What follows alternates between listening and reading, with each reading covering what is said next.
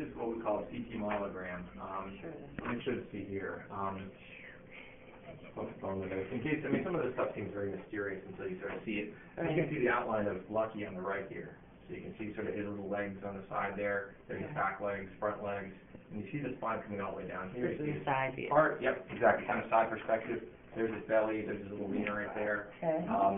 That just tells us where we are in the dog, so it just gives us orientation. We're going to zoom in, and you can see this line tells me where I am right here. Okay. So that line just tells me I'm right smack in the middle of his back. You can see his spinal cord is this gray circle right here, and that white is spinal fluid that has dye in it called a myelogram. So basically we can see the spinal cord outlined by the dye itself, and as you go backwards, you start to see, actually you see that black hole right there? That's actually just an air bubble. So when we inject something, sometimes you put a little air bubble in there and it creates that. So that's nothing to worry about. Watch what happens here. So as we go backwards, again, spinal cord looks nice and circular. I'm going to change the window just a little bit. And then it starts to look a little bit impaired.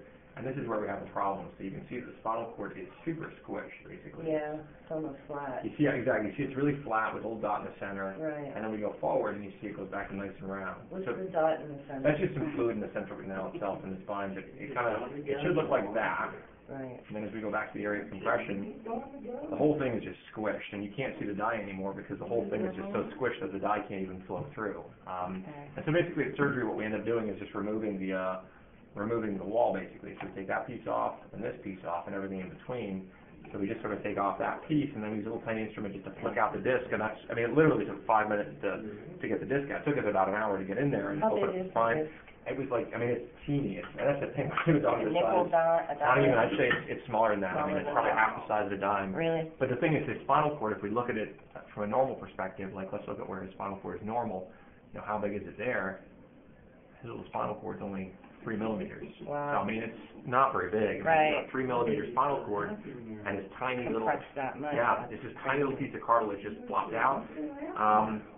But like Do you think I said, he has any permanent, like, numbness now, like no, any of the nerves? I think what's going to happen is probably not sensation, but he'll probably have clumsiness. That's what we see as the thing first after spinal injury, is that often they'll have, when he does start walking, you'll notice he'll start walking like he's drunk, like he's just like his front end is disconnected from the rest of the dog. Like he'll fishtail around, or he'll seem to like give me a bunny hop when he runs. And as he uses his legs, he's going to start to become more and more coordinated, and he'll probably be left with a permanent change that he'll always be a little funny in the way, you know, yeah, it'll be a little off. The thing is, it won't affect his ability to be a dog, and realistically, a lot of them are not actually able to jump up on things anymore.